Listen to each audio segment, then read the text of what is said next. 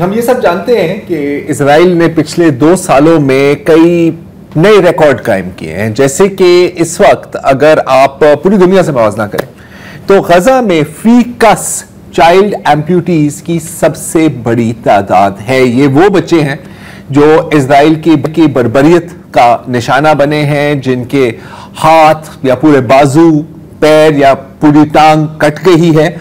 और अगर आप इनके वीडियोस देखें और आप इनके क्लिप्स सुने, इनके इंटरव्यूज देखें, तो एक बच्चा मुझे याद है, वो हमेशा कहता था कि जब मेरा दांत गिरा था तो मेरा एक नया दांत उग गया था, तो अब मेरा हाथ कट गया है, क्या मेरा एक नया हाथ भी कट जाएगा।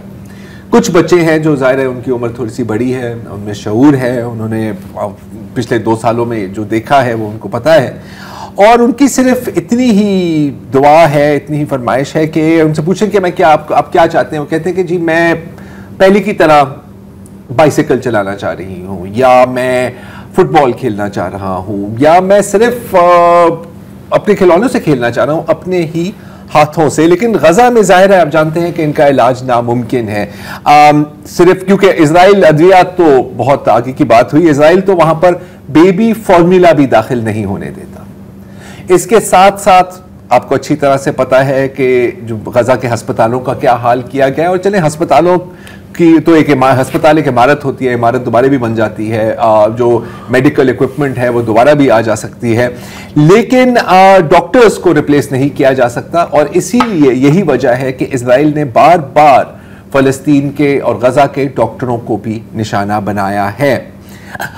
लेकिन इस पूरी नाइटमेयर सिनेरियो में एक थोड़ी कुछ उम्मीद की किरण भी है, अगर आप इसको इस तरह देखना चाहें, क्योंकि गजा से हजारों मील दूर पाकिस्तान है, और पाकिस्तान की एक कंपनी है बायोनिक्स, उनको अक्सर हमने शो पर कवर किया है अगर आपको याद हो, और उन्होंने गजा के बच्चों से एक वादा किया कि हम आपकी मदद करने आएंगे। पिछले साल एक नया प्रोजेक्ट लॉन्च किया बायोनिक्स पाकिस्तान ने, लिम्स फॉर गजा, जिसमें फंड रेजिंग भी की, काफ़ी नेटवर्किंग भी की, और मकसद इनका था कि गजा के जो चाइल्ड एम्प्यूटीज़ हैं, जिन बच्चों की आप इस वक्त तस्वीरें देख रहे हैं, वीडियोस देख रहे हैं, उनको मसनूई आज़ा फराहम की जाए।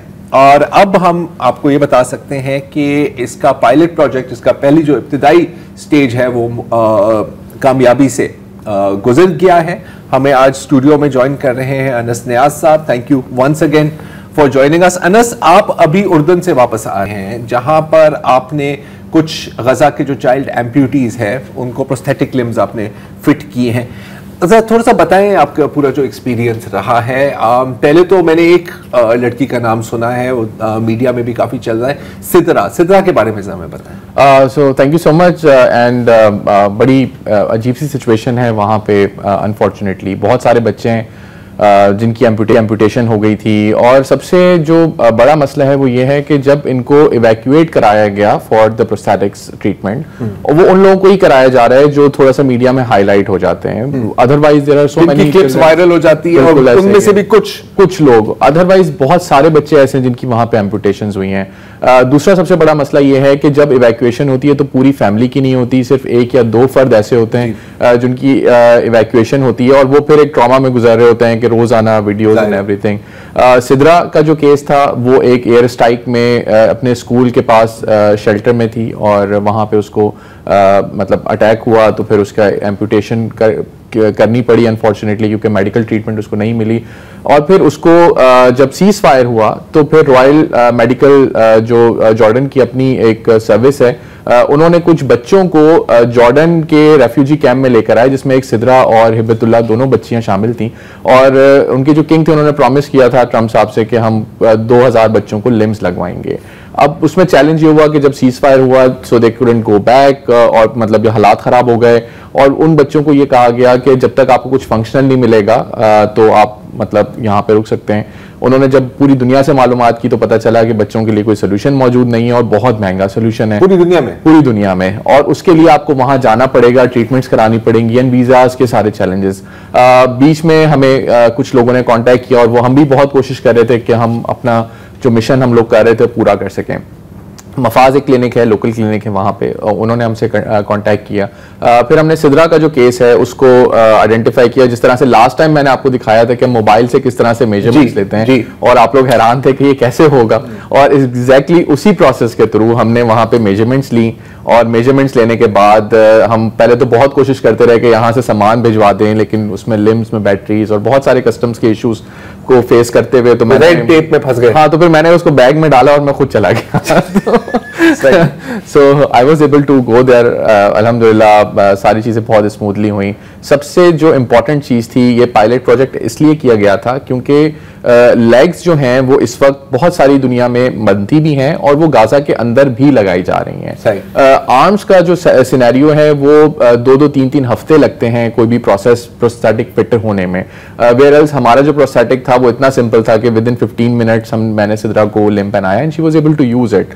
ऑल्दो मुझे लैंग्वेजेस के बड़े चैलेंजेस थे, उसको बताना पड़ रहा था मूवमेंट्स करके, और वो उसको लग रहा था कि शायद सर्जरी दोबारा से होगी। तो वो सारी चीज़ें जब इतनी स्मूथली हुई तो नाउ एवरीबडी इज कॉन्फिडेंट कि अब गाजा के अंदर जो है वो मोबाइल हमारे एप्लीकेशन के थ्रू मेजरमेंट्स ली जाएंगी और हम यहाँ से लिम्स बना के भेजेंगे। अच्छा, पहली जो आपने लिम्ब दी थी सिदरा को, वो उसको पसंद नहीं आई शायद? नहीं, सिदरा को हमने नहीं दी थी। सिदरा को वहीं लोकली उन्होंने प्लास्टिक की कोई लिम्ब बना के दी थी, ऑल्दो वो भी हमारे लिम्ब से ज्यादा एक्सपेंसिव उनको पड़ी थी, बट उसकी जो मदर थी उसने ये प्रॉमिस किया हुआ था सिदरा से कि मैं तब तक तुम्हें गाजा नहीं लेके जाऊंगी जब तक तुम्हारे पास कोई चीज फंक्शनल ना हो। अच्छा, फंक्शनल से आपकी क्या मुराद है यहाँ पर? फंक्शनल से मुराद ये कि कोई ऐसी डिवाइस या प्रोस्थेटिक जो काम कर सके, मतलब कि आप अपने हाथ मुट्ठी बंद कर सकें, कुछ कर सकें, जो आम इन हाथ काम करते हैं तकरीबन बिल्कुल उतना कर सके। और आप हैरान होंगे कि सिदरा 15 मिनट्स के बाद उसने पानी की बोतल उठा के अपनी मदर को दी, और जब मैं प्रेजेंटेशन दे रहा था उन तमाम डॉक्टर्स को वहाँ पे, तो मैं दोनों मदर्स को देख रहा था जो अपने बच्चों के साथ उनको लिम्स पहनाए हुए। तो एक चीज़ मैंने बड़ी इंपॉर्टेंट नोट की कि वो उनके जो आर्टिफिशियल लिम्स थे हमारे बनाए हुए, उनकी फिंगर्स को जो है ना ऐसे पकड़ी हुई थी जैसे उन्होंने कोई असली हाथ बच्चों का पकड़ा हो, because obviously that's a feeling जो एक पेरेंट मिस करता है कि अपने बच्चों के हाथ पकड़ना और उनको उसी तरीके से अपने बच्चे को गले लगाए। बिल्कुल। सो और सिदरा ने भी जो है जब प्रोस्थेटिक लग गया तो वो वीडियो कॉल पे अपने फादर को जब दिखा रही थी तो वो उनको हार्ट शेप बना के दिखा रही थी और उसी हाथ से, और वो पिक्चर भी जो है वो उसने मेरे साथ आगे खुद खड़े होकर पिक्चर भी खिंचवाई। So all these are priceless moments. जो आपके लिए कितने इमोशनल मोमेंट्स आए? बहुत ज्यादा, क्योंकि सबसे जो मुझे अच्छी बात लगी वो ये थी कि जब लोगों को ये पता चलता था कि ये टेक्नोलॉजी पाकिस्तान से आई है तो सबसे पहले तो बहुत ज़्यादा सरप्राइज होते थे और उसके बाद बहुत ज़्यादा खुश होते थे। ख़ास तौर पे जो लोग, जो फ़लस्तीन के लोग थे, जो जॉर्डन के लोग थे, मतलब वो आपस में यही बात कर रहे होते थे कि हम कहते हैं कि पाकिस्तान में बहुत टैलेंट है लेकिन शायद हमने एक्सप्लोर नहीं किया। अब हमने देख लिया। अच्छा, ये तो हुई सिदरा की कहानी। जो हिब्बतुल्लाह है वो आई थिंक उनकी 3 आज़ा का हिब्बतुल्लाह का बहुत क्रिटिकल। एक वक्फा लेते हैं फिर उनके बाद जी वेलकम बैक। अच्छा, अब सिदरा की तो हमने बात की, हिब्बतुल्लाह उनकी तो मेरे ख्याल दोनों बाजू और एक टांग कटी हुई थी, ये कितना मुश्किल काम था? बहुत मुश्किल केस है, और शुरू में क्योंकि हमने उसकी मेजरमेंट्स ली थी और हम भी बहुत ज़्यादा परेशान थे कि इस बच्ची के लिए क्या करें, क्योंकि उसकी एज बहुत कम है, कॉग्निटिव स्किल्स जो हैं वो इतनी ज़्यादा डेवलप नहीं हुई हुई, and she is very cranky. रोना, क्या उम्र थी? 3.5 साल की। 3.5 और उसके तीनों मतलब 2 हाथ अबव द शोल्डर्स, एंड उसको बस उसको दिल बहलाने के लिए टैबलेट ही दिया हुआ था, वो उसी पे खुश रहती थी और कोशिश करते थे कि उसको डाइवर्ट करके रखें। और जब वो सिदरा को देखती थी और उसका लिम्ब मूव होते हुए देखती थी तो उसको और फील होता था कि अच्छा इसको लिख गया, मेरी कब बारी आएगी। बहुत मुश्किल ऑब्वियसली मोमेंट था। एक तरफ हम बहुत ज़्यादा खुशी देख रहे थे और दूसरी तरफ हम ये सोच रहे थे कि काश हम इसके लिए भी कुछ कर सकें। सो हमने इनिशियली तो उसके लिए जो प्रोस्थेटिक्स बनाए हैं वो सिर्फ इसलिए बनाए थे ताकि उसका एक तो वेट बेयरिंग उसकी हो सके, एंड फर्दर उसको असेस करने के लिए कि फर्दर उसकी मोबिलिटी क्या है। अब जो हम उसके लिम्स डेवलप कर रहे हैं मजीद, उसमें हम मोटर्स ऐड कर रहे हैं ताकि वो अपनी एटलीस्ट कुछ मूवमेंट्स कर सके। अभी भी जो उसको प्रोस्थेटिक्स दिए गए हैं उससे वो चल तो लेती है, लेकिन उसके साथ साथ जब लिम्स की अपर लिम्स की बारी आती है तो उसमें हम उसको कुछ पकड़ा देते थे और she was able to like juice पी लेती थी, और इस तरह के बहुत छोटे छोटे काम हैं। हम मोस्ट लाइकली अगस्त के अंदर हम दोबारा से वहाँ पे ट्रेनिंग्स देने जा रहे हैं और वहाँ के जो रॉयल मेडिकल का स्टाफ है जॉर्डन का और जो मफाज क्लिनिक के लोग हैं उनको हम ट्रेन करेंगे ताकि वो अंदर जाके ये काम कर सकें और हिब्बतुल्लाह के लिम्स भी हम तो उनके साथ अभी आपकी पार्टनरशिप जारी है और फिर अगले स्टेज तक ये जी बिल्कुल हमारा एक उनके साथ कोलैबोरेशन साइन हुआ है जिसमें अब हम 100 या 100+ लिम्स जो हैं बहुत आसानी से वहाँ पे डिलीवर कर पा रहे होंगे। अच्छा, ये आप एक चीज को लाए हैं हमें दिखाने के लिए, ये जरा बताएं इसकी कैसे। सो ये एक डिवाइस है जो कि आपके अपने हैंड जेस्चर को मिमिक करती है और यूजली जब लोग पूछते हैं कि लिम्स कैसे मूव करते हैं ये इसमें समझ लें सिर्फ 6 मोटर्स हैं और अगर आपको असली इंसानी हाथ बनाना हो तो आपको 26 मोटर्स चाहिए okay. और मिलियंस ऑफ सेंसर्स चाहिए जो आपको हीट एंड कोल्ड और सारी चीज़ें बता सकें। सो अगर आप अपना हाथ इसके आगे लेकर आएंगे तो शायद ये थोड़ा सा अगर पीछे ले जाएं तो ये आपको मिमिक करेगा and then you are able to control the fingers. एक सेकंड, अभी ब्रेक में तो चल रहा था थोड़ा सा पीछे कर, थोड़ा पीछे करें। सो वो कैप्चर करता है and then it has a small computer inside.